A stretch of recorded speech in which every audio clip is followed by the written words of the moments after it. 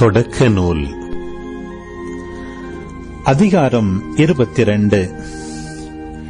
இந்நிகழ்ச்சிகளுக்கு பின் கடவுள் ஆபிரகாமை சோதித்தார்.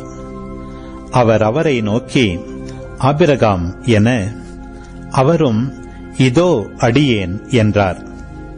அவர், உன் மகனை, நீ அன்பு கூறும் உன் ஒரே மகனான ஈசாக்கை அழைத்துக் கொண்டு மோரியா நிலப்பகுதிக்குச் செல்.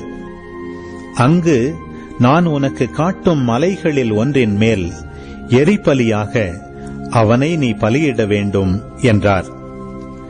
அவ்வாறே ஆபிரகாம் அதிகாலையில் எழுந்து தமது கழுதைக்கு சேணமிட்டு தம் வேலைக்காரருள் இருவரையும் தம் மகன் ஈசாக்கையும் அழைத்துக் கொண்டு எரிபலிக்கு வேண்டிய விறகு கட்டைகளை வெட்டிய பின் கடவுள் தமக்கு குறிப்பிட்டிருந்த இடத்தை நோக்கி புறப்பட்டுச் சென்றார். 3ஆம் நாள் ஆபிரகாம் கண்களை உயர்த்தி அந்த இடத்தை தூரத்திலிருந்து பார்த்தார். உடனே ஆபிரகாம் தம் வேலைக்காரர்களை நோக்கி, நீங்கள் கழுதையோடு இங்கேயே காத்திருங்கள், நானும் பையனும் அவ்விடம் சென்று வழிபாடு செய்த பின் உங்களிடம் திரும்பி வருவோம் என்றார். பின் ஆபிரகாம் எரிபலிக்கு வேண்டிய விறகு கட்டைகளை எடுத்து தம் மகன் ஈசாக்கின் மீது வைத்தார். நெருப்பையும் கத்தியையும் தம் கையில் எடுத்துக் கொண்டார். இவ்வாறு இருவரும் சேர்ந்து சென்றனர். அப்பொழுது ஈசாக்கு தன் தந்தையாகிய ஆபிரகாமை நோக்கி, அப்பா என, அவர், என்ன மகனே என்று கேட்டார். அதற்கு அவன், இதோ நெருப்பும் விறகு கட்டைகளும் இருக்கின்றன, எரிபலிக்கான ஆட்டுக்குட்டி எங்கே என்று வினவினான். அதற்கு ஆபிரகாம், எரிபலிக்கான ஆட்டுக்குட்டியை பொறுத்தமட்டில் கடவுளே பார்த்துக் கொள்வார் மகனே என்றார். இருவரும் சேர்ந்து தொடர்ந்து நடந்தனர். ஆபிரகாமுக்கு கடவுள் குறிப்பிட்டுச் சொல்லிய இடத்தை அவர்கள் அடைந்தனர். அங்கே ஆபிரகாம் ஒரு பலிபீடம் அமைத்து அதன் மேல் விறகு கட்டைகளை அடுக்கி வைத்தார். பின் தம் மகன் ஈசாக்கை கட்டி பீடத்தின் மீதிருந்த விறகு கட்டைகளின் மேல் கிடத்தினார். ஆபிரகாம் தம் மகனை வெட்டுமாறு தம் கையை நீட்டி கத்தியை கையில் எடுத்தார்.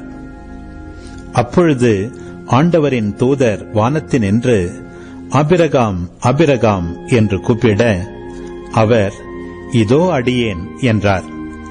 அவர், பையன் மேல் கை வைக்காதே, அவனுக்கு எதுவும் செய்யாதே, உன் ஒரே மகனையும் எனக்கு பலியிட நீ தயங்கவில்லை என்பதிலிருந்து நீ கடவுளுக்கு அஞ்சுபவன் என்று இப்போது நான் அறிந்து கொண்டேன் என்றார்.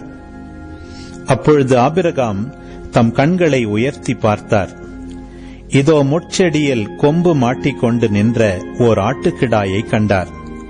உடனே ஆபிரகாம் அங்கு சென்று அந்த கிடாயை பிடித்து தம் மகனுக்கு பதிலாக எரிபலியாக்கினார். எனவே ஆபிரகாம் அந்த இடத்திற்கு யாவேயிரே என்று பெயரிட்டார். ஆதலால்தான் மலையில் ஆண்டவர் பார்த்துக் கொள்வார் என்று இன்று வரை வழங்கி வருகிறது. ஆண்டவரின் தூதர் ஆபிரகாமை வானத்தினின்று மீண்டும் அழைத்து, ஆண்டவர் கூறுவது இதுவே, நான் என் மீது ஆணையிட்டு கூறுகிறேன், உன் ஒரே மகனை எனக்கு பலியிட தயங்காமல் நீ இவ்வாறு செய்தாய். ஆதலால் நான் உன்மீது உண்மையாகவே ஆசி பொழிந்து விண்மீன்களைப் போலவும் கடற்கரை மணலைப் போலவும் உன் வழிமரபை பலுகி பெருகச் செய்வேன். உன் வழிமரபினர் தம் பகைவர்களின் வாயிலை உரிமையாக்கிக் கொள்வர். மேலும் நீ என் குரலுக்கு செவி கொடுத்ததனால் உலகின் அனைத்து இனத்தவரும் உன் வழிமரபின் மூலம் தங்களுக்கு ஆசி கூறிக்கொள்வர் என்றார். பின் ஆபிரகாம் தம் வேலைக்காரரிடம் திரும்பி வந்தார். அவர்கள் ஒன்று சேர்ந்து பெயர்செபாவுக்கு திரும்பிச் சென்றார்கள். அங்கேயே ஆபிரகாம் வாழ்ந்து வந்தார்.